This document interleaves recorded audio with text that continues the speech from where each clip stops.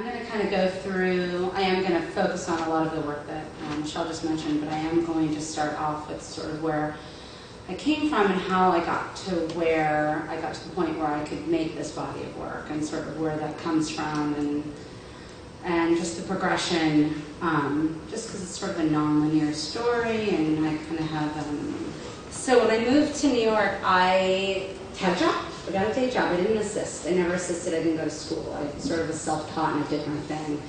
I worked at the New York Post. And I was a printer. I mean, I'm talking a black and white printer, 1993, before Photoshop, the whole bit. I was in the photo department. I learned from these 50-year-old men. I worked with a man who assisted Luigi. Like, these people have been around for a long time. And I had wanted to be a fashion photographer. That's all I thought about was fashion, fashion, fashion, fashion. And the Post was trying to sort of approach to a more feminine demographic, and they basically asked me to do this column. And so here are some of the pictures. This is the beginning. While this is also happening, you know, I took the experience of meeting all of these people in the street and not being shy particularly, and parlayed that into, I incorporated that a bit into my photographic style. I would shoot models, I would shoot fashion, at least for myself.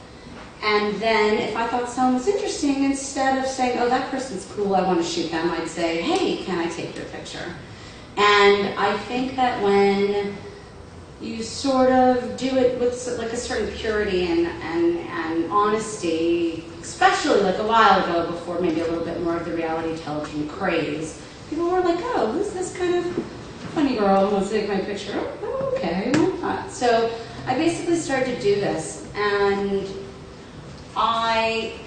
this is Jill, and she was sort of one of my first.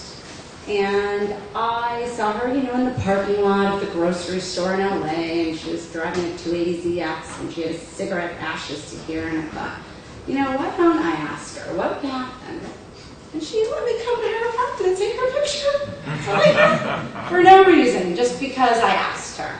She's like 2,000 years old, and she said, you can come to my house and take my picture, and you can meet my boyfriends, which I photographed him too.